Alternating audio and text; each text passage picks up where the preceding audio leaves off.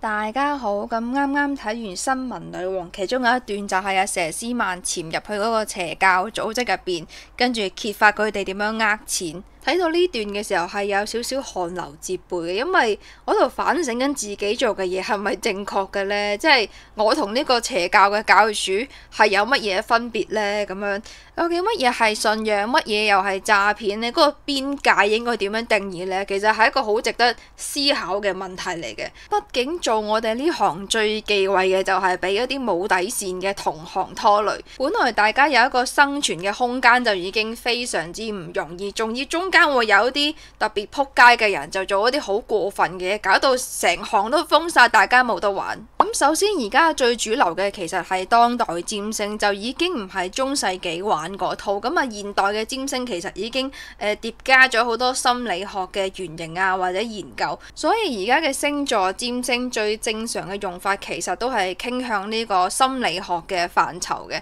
咁所以個底層邏輯就係根據一個人嘅出生星盤去推斷某個人身上有乜嘢原型角色嘅組合，而因為性格決定命運，所以每一種嘅原型角色自然會對應某一種嘅命運。如果我哋將眼光再放大到成個群體入邊，你就會發現某啲群體佢會有某一種好明顯嘅原型角色嘅特質，咁所以根據呢種特質亦都可以推理出呢個歷史發展嘅方向。所以正常嚟講，無論係邊一個師傅啦，呢度賺嘅通常都係一啲諮詢嘅費用或者課程嘅費用，咁呢啲就係多極都有限，最多可能會有啲周邊產品俾你玩下咁樣。而嗰啲所謂嘅風水擺設啊，應該着咩顏色啊，個底層原理就係令你更加好去成為嗰個原型角色嘅狀態。就例如話 Loki 咁樣，即係北歐神話入邊嘅洛基，鬥心演嘅時候，你有冇發現呢個人物係成日都有啲綠色嘅元素喺佢身上？嗰件衫或者佢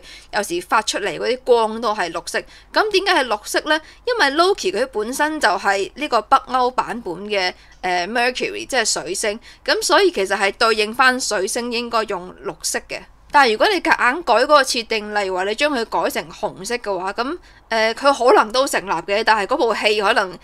冇推廣得咁好啦，或者未必咁有感覺。紅色更加似係Thor 嗰個角色嘅設定，所以呢一啲accessories 基本上就係為咗令你更加容易去堆砌出嗰個原型角色，然後令嗰個推廣度更加高，更加有傳染力咁解嘅啫。所以成件事係幾 scientific 嘅，所以 so far 我未遇到一個 case 係令我覺得可以強到去推翻呢一個占星嘅信仰。因為首先就係當然會遇到好多係個人同埋個星盤對唔上號嘅，但係呢啲通常都係覺得唔係咁成功，因為你對唔上號係好正常一件事，因為唔係話你出生咗嗰個星盤就一定係成長成為嗰個人噶嘛，有好多原因、好多背景嘅干擾而令到你冇辦法成為你應該成為嗰個人噶嘛。但係如果你去望嗰啲特別成功嘅人嘅時候，你會發現個人同埋嗰個星盤嘅對應程度係非常之高嘅。無論係東方定係西方定係乜嘢咩門派都好啦，玄學本身其實用而家嘅角度去睇，佢就係一個符號學嚟嘅啫。咁其實對於我嚟講就係一個去觀察世界運作嘅一個工具。而呢種善於解讀符號嘅人呢，通常都係有強化嘅木星，一係就雙魚，一係就射手。咁呢啲人呢，同時通常都會有，例如話比較高嘅文學功底或者藝術功底咁樣。咁如果你見到一個師傅，你覺得佢係一種令你想核突報警嘅感覺嘅話呢，咁呢個通常都係流流地噶啦。咁木星嘅相反就係水星啦，水星就代表啲好具體好細緻嘅問題。咁所以玄學佢通常係冇辦法去回答一啲真係好具體嘅問題嘅，只能夠係睇出一種傾向嘅啫。即係例如話邊年邊月邊日嗰個上證指數應該可以去到幾多點啊？股票應該買 number 啊？六合彩應該開咩號碼？嗰啲係冇辦法答到嘅。正常情況下，玄學可以回答嘅通常都係比較模糊嘅。即係例如話睇星盤嘅推運嘅時候，見到火星可能係今個星期對你有比較大嘅影響喎。咁第一個感覺就係 crush。咁究竟係邊一種 crush 呢？係 car crush 啊，交通意外嗰種 crush 啊，定係因為有個曖昧嘅對象，然後佢嗰段時間同你互動得比較多嘅嗰種 crush 呢？就比較難講。咁如果你係一個司機嘅話，你容易就係嗰種交通意外嘅 crush。咁如果你係近排真係有個曖昧嘅人嘅話，咁就應該係一個幾好去發展嘅時間。咁問題就係絕大多數人可能係都冇乜嘢特別嘅安排，生活非常之固定嘅話，咁啊就係呢段日子你係唔會有乜嘢特別嘅感覺㗎啦。咁玄學最適合嘅應用範圍其實就係去分析一啲水星解釋唔到嘅多重因素疊加嘅事，例如話歷史嘅發展啊、國際嘅政治啊、或者係天氣嘅變化諸如此類。咁因為你水星可以控制嘅變量其實係有限嘅，咁但係你會發現當你嗰個干擾嘅因素多到一個你冇辦法再去控制嘅時候，咁其實玄學反而係最優解。而我認為迷信嘅人最主要就係中意用一個木星嘅方式去解決一個水星嘅問題，即係話你唔舒服你就去睇醫生，你就唔應該去飲符水或者拜啲唔知咩神，即係你明明可以有一個好直接簡單嘅方式去解決問題，你唔需要借助玄學，但係好多人會，我就係唔想去面對，根本就去將嗰個感情寄託喺玄學身上，所以先變成迷信。另外就係中國人其實我認為係一個冇信仰嘅民族嚟嘅。點解呢？因為你相信嗰件事，你去拜嘅神其實係為咗得到好處，而唔係為咗就算冇任何好處你都願意犧牲。真正嘅信仰就係就算你明知道冇好處，你都會犧牲。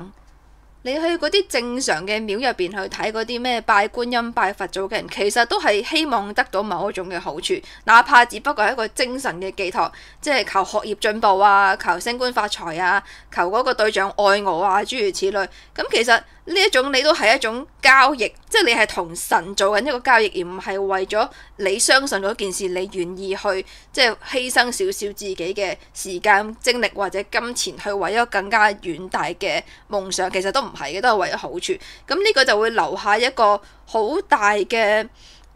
走火入魔嘅空間。首先信仰啊、玄學都係屬於木星嘅範疇，咁但係你呢種祈求嘅方式好明顯就係金星或者火星，咁你就算唔係期待緊不勞而獲，都係期待緊喺目前狀態唔作任何改變嘅情況下，呢個世界會變好。咁嗰啲冇底線嘅神棍，通常都係因為呢一個去獲利嘅，就係去提供情緒價值啊，或者亂咁講一啲廢話啊。其實好多時候我再睇其他所謂嘅同行，我都唔好想承認自己同啲人係同一類人，我都唔知佢講乜嘢。即係佢好多好感性嘅詞彙，但係加埋完全唔知佢講乜嘢。咁但係嗰啲人反而係最多流量，you know what I mean？因為呢種人講嘢通常都係情緒非常之到位，非常之飽滿，但係內容其實又非常之空洞喎。咁佢就會提供咗好多幻想嘅空間俾你自己去解讀，跟住好多人就因為咁樣而自我感動，跟住就可以為咗得到佢嗰個冇辦法得到嘅願望而去即係大灑金錢啊，去買啲咩石啊、咩玉啊嗰啲嘢。最後我認為迷信其實係一種性格嚟，就係呢種人通常係缺乏呢個批判性思維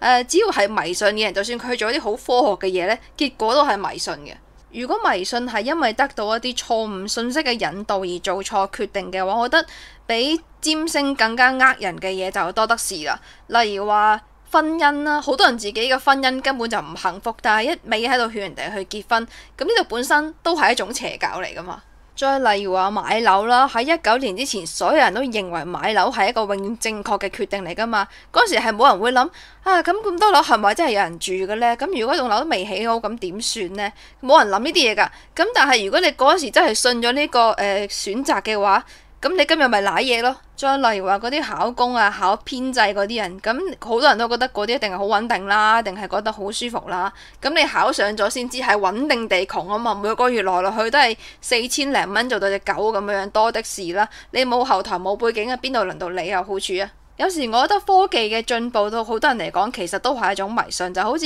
科技用得越先進越進步，人就會覺得越開心咁樣。但係你發現人與人嘅交流其實係越嚟越少，越嚟越低效。同埋當 AI 取代咗人工智能嘅時候，好多人又開始失業啊，或者作品會好同質化。當所有人去簡單粗暴咁去相信一個公式就係永遠嘅真理嘅時候，我覺得呢個本身就係一種迷信。所以我可以好理直氣壯咁樣認為，就係其實比占星呃人呃得更勁嘅嘢，更加普遍地存在喺我身邊，而冇人去反省呢啲問題。點解我要反省我自己？